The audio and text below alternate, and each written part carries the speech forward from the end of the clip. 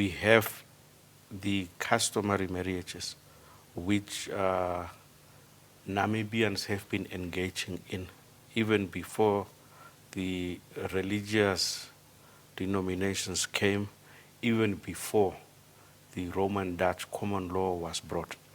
And even under today's constitution, customary law is recognized, but with limitations. Customary law is recognized, but it is subject to certain constitutional provisions.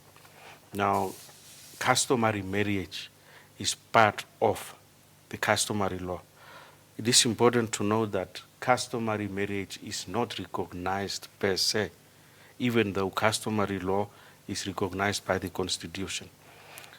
Customary law, we don't have a piece of legislation, and there are attempts to bring an act which would be called Recognition of Customary Marriages Act, but we still don't have it. So as such, there is no recognition, but there are certain elements, certain consequences that are recognized piecemeal.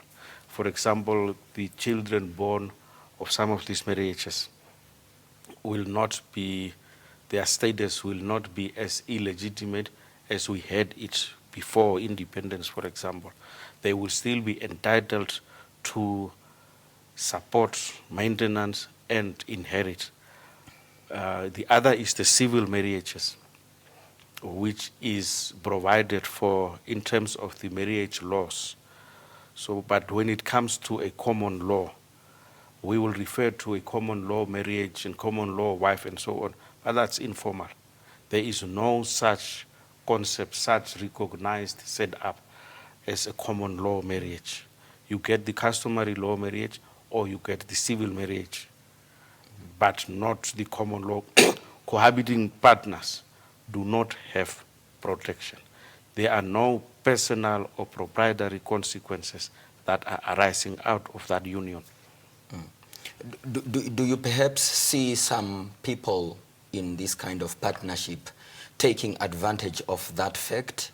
Let's take a scenario where these people lived together for 15 years, they have 5 children, and obviously it's a fact that each of them would probably bring some kind of materials to that house, whether in a form of wealth, if they are all employed, finances, or whatever property that it might be. But then you'd end, at the end of the day, when this partnership has to come to an end because of maybe different or certain circumstances, the other partner would then get to lose out. What is the remedy? Is it writing a contract, or what is the remedy in that regard? There are many social problems which can arise out of cohabiting relationships. For example, you may find a scenario where one of the spouses or one of the partners is actually a spouse in a marriage, but has just moved out of that marriage without a formal divorce and is cohabiting with another partner. And it can go on. And in practice, it really happens. More than 10 years, people are living together like that. And let's say these two partners who are cohabiting have amassed assets. And it is really not only physical money that someone puts down. One of the partners may not necessarily bring in the cash or buy something, but that partner is probably the one keeping the common household and the children going. That is a serious contribution. But sometimes these partners will go to the extent of trusting each other in the absence of any contract or agreement, and they will buy things on each other's names. And if, for example, the partner who is a spouse in another marriage which is still subsisting, if that partner is to die, then the husband or the wife of that partner can come and lay claim because they are married in, let's say, community of property. And those are some of the social problems. And we really need to assess and bring some protection. Ms. Kaumbi, then with all that Mr. Namisep said, why should then common law marriage still be an alternative? Should it really still be considered an alternative? We know it's happening. You see, let's be frank. On religious grounds, it is not a concept that one would want to look at. But the reality is that you have situations where, like I said, people have been living together for a long time, and as a result of that, they lose out when a person passes away. Or also, not only death. When I decide that I no longer want you, there's no consequence. I can literally take my bags and leave the home. If the house is registered on your name, I take my bag and I leave you with the children. But luckily with the children, you can go to the maintenance court and get support for them. But in respect of support for me, for example, I bought the house on my name, seeing that you would pay all the other expenses. So for example, you pay water, electricity, food, school fees and all that. If, for example, I cannot afford to pay that and the maintenance that you give is not enough, I, for example, have no right of recourse against you because we were not married. So ultimately, the aim would be to look at a situation where you can protect the family unit. Because there are various reasons why people do not get married. One of them being that people, for example, do not want to get married because their parents do not like their partners, which is in some instances a real fear that people have, so they decide to just stay together. Then, for example, people do not have the money to get married, and as a result of that, they do not get married. Then, because the marriage costs money, people would want a big, lavish wedding, and because they can't do that, they don't. If, even in a customer situation, because people have to pay lobola, and as a result of the fact that you do not have the bride price, you then decide, no, I'm not going to get married now. I first have to gather the money, and as a result of that, we decide to stay together whilst we are preparing to get married. And sometimes it just never happens because you don't get the money to do that. But in fact, in a customary union, people actually have better rights of recourse, because remember, in that, the family would always come together because you've decided to get married in front of your traditional leaders and family. So you're recognized as in the community as being the traditional wife of this person. And in that case, you still have some protection, for example, for inheritance.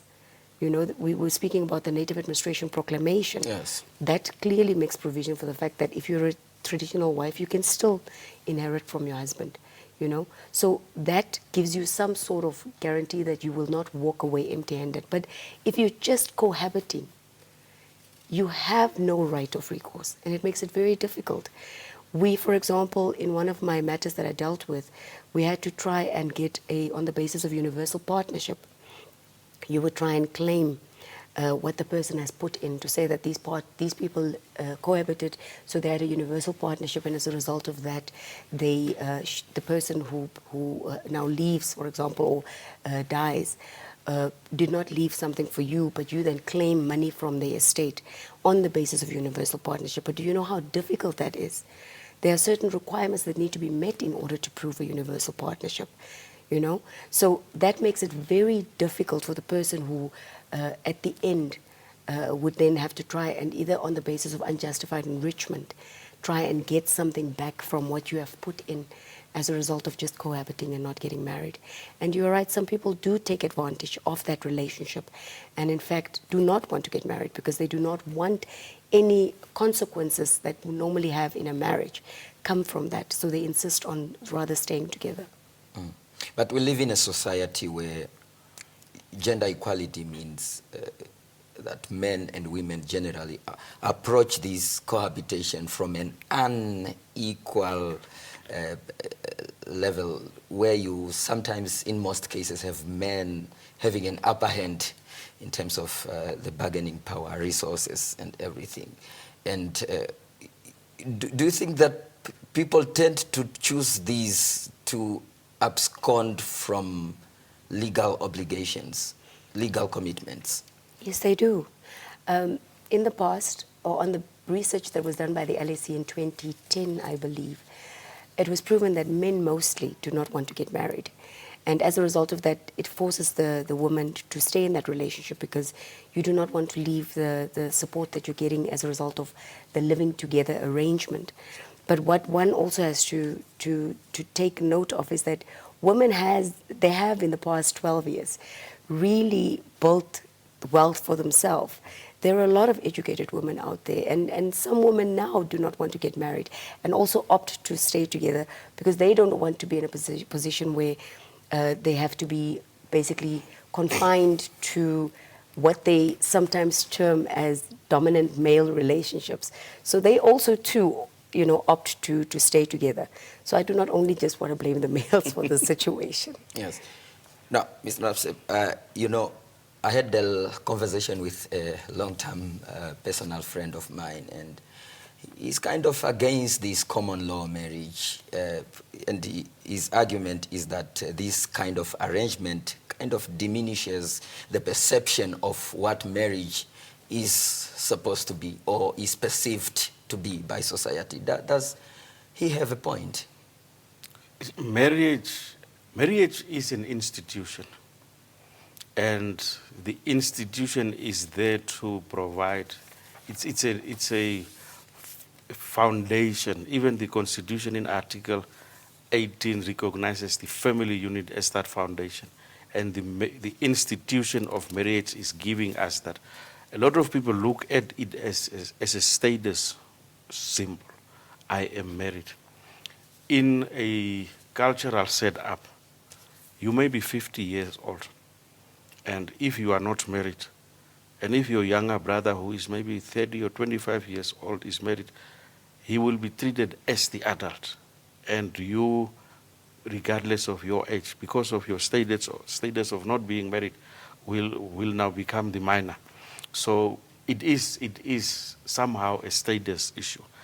In terms of the religious convictions, it is a sin to live together without being married. Again, it brings in that status element. I need to marry to satisfy the religious beliefs. So, but again, the importance of a marriage is it provides for and secures family protection. It protects the spouses between themselves. It protects the spouses from third parties. And more so, it protects the children that are born there. In a cohabitation scenario where you don't have personal consequences, that protection is not there. Again, also where the proprietary consequences are not protected, it is again not there. But there are myriads of reasons why people choose to cohabit instead of actually passing that to marry. It is choice. Some of them, as we said earlier, do not want to take that obligation of the mutual support that may come and during and after the marriage. But some, because of religious reasons, for example, canon law provides that in certain churches, like in the Catholic setup, if you get married and that is a sacrament, it's a sacred thing. It's a holy matrimony. It's a holy thing. And it cannot even be stopped by a court through a divorce. So if you marry under that canons and you go through a divorce, you cannot remarry again. And that will also force a partner to rather cohabit because now he or she cannot remarry again. So those are some of the dynamics why people rather opt for cohabitation. Whether it is a canon or not, divorce in our country is expensive and it's difficult. Currently, we need to reform divorce laws as well. And it means that sometimes people want to get out of a marriage, but because of the challenges of an expensive and complicated divorce, they forget about the formal divorce and then they will cohabit because they cannot marry legally, because they are already married. So those are some of the dynamics. Yes. But what Mr. Namsep said here is a compromise, isn't it? This partner that is getting in a common law kind of relationship with this person that was previously married. Or is still married. Or still married. But by the way, maybe the one that is still married is even a bigger compromise because that means the previous or the existing spouse, the legally existing spouse, is still one that enjoys the protection, and this one is basically living in some cheap in, cheap out relationship, isn't it? Yes, it is. It's very sad because there've been so many clients that have, after death or when the relationship doesn't work anymore, come to your office to come and ask for advice because of the fact that now they have nothing. And it's because you allowed yourself to be in a situation like that. The unfortunate part is that we enter into this relationship thinking that love is going to conquer all. But the reality is each and every relationship we go into have consequences. And some of those consequences not only affect you, but if you have children with a person and you're in such a relationship, it affects that child as well.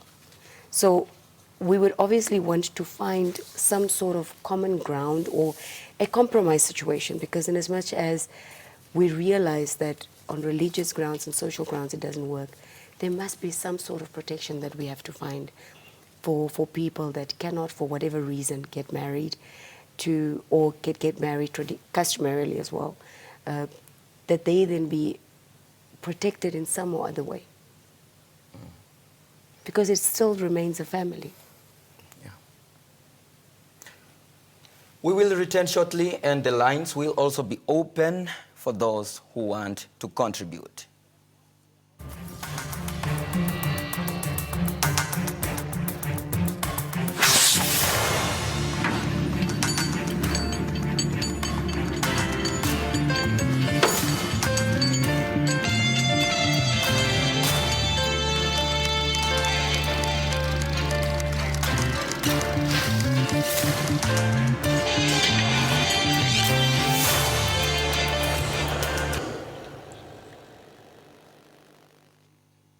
Welcome back, and the line is now open. The number to dial is 291-3418, 291-3418, and the area code in Windhoek is 061. How easy is it for a couple in a common law marriage to break up? Of course, you've said one would basically pick their bag and go. Of course, considering the sentimental attachment that might be there. But how is it easy? Is it easy to break up as opposed to one that are in a civil contract? You know, in a civil marriage, you have to get divorced in order to get out. And like Mr. Namisip just stated, it's very expensive to get divorced. Unless you obviously approach legal aid, if you fall within a certain category, then you may be legally aided. But if you're not in that category, then you cannot be legally aided. So then it becomes very difficult to get divorced. You can obviously go to court and represent yourself, but if you do not know the rules, it's going to be very difficult. And that's why the law is basically looking, or government is looking at a way of accommodating the citizens, obviously, to make it easier for them to, if they then decide to get divorced, with the make proposed, it less, with the proposed divorce. Yes, to make it easier for them to then do that. Because what you must also understand is that when you are married, the rights and obligations that you have also relates to, for example, pension. You know, and Ms. Kambi, just hold your thought. We have Fanny on the line. Good evening. Yes, good evening, sir. How are you? Fine, thank you. Your contribution tonight. Okay, my brother, I just want to find out from the expert in the house. I would like to find out when it comes to cohabiting relationship. I would like to find out if I'm perhaps staying in Windu, and then my girlfriend is staying in Ondangwa, but we are not staying together. Is it also regarded as cohabiting in terms of our law? And the other thing that I would also like to find out from the expert in the house is about just to give us a statistic. In which relationship is gender-based violence is likely to happen? Is it maybe in a legal marriage, or is it in a cohabiting relationship? So that is my contribution, my brother.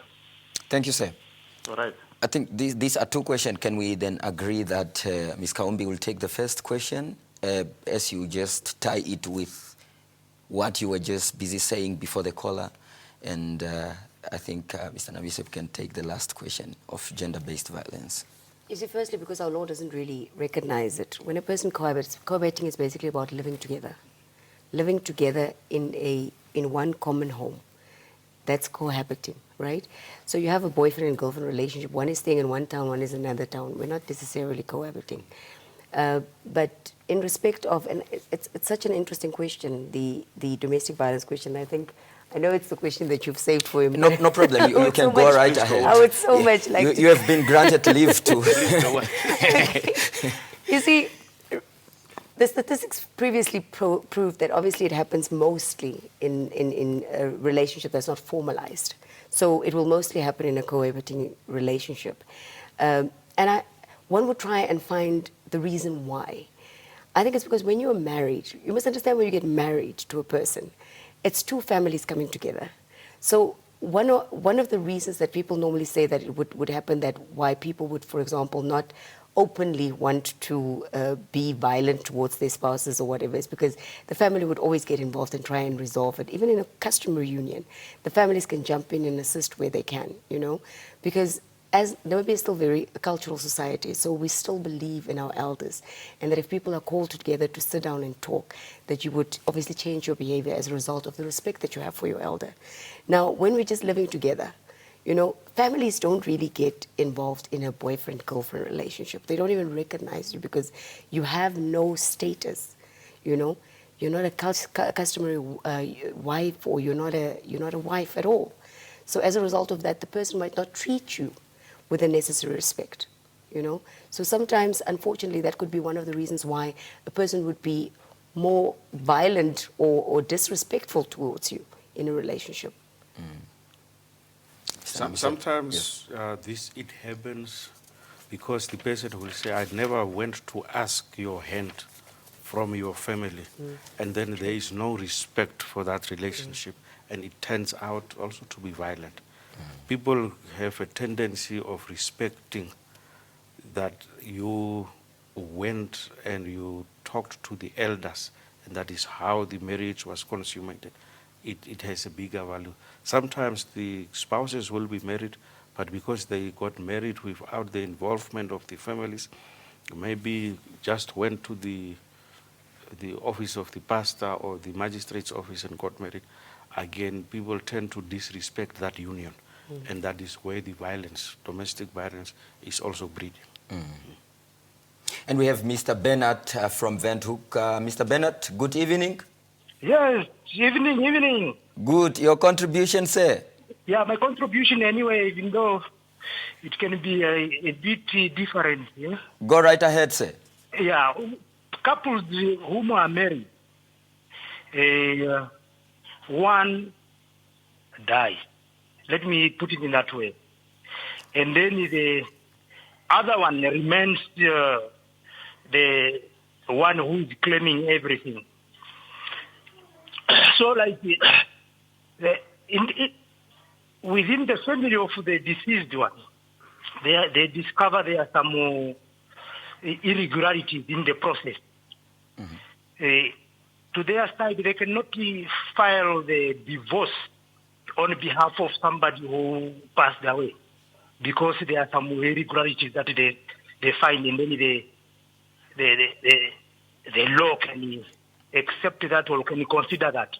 Because there are a lot of irregularities that we find sometime in the couple. When someone dies, you find that the one remaining is squandering everything. Other benefits cannot even benefit what they're supposed to benefit. So it becomes difficult for the family members to approach him. So the best way that we find, we want to file the divorce, and then we start afresh with the execution letters whatsoever. That cannot be possible. Thank you so much, sir. All right, sir.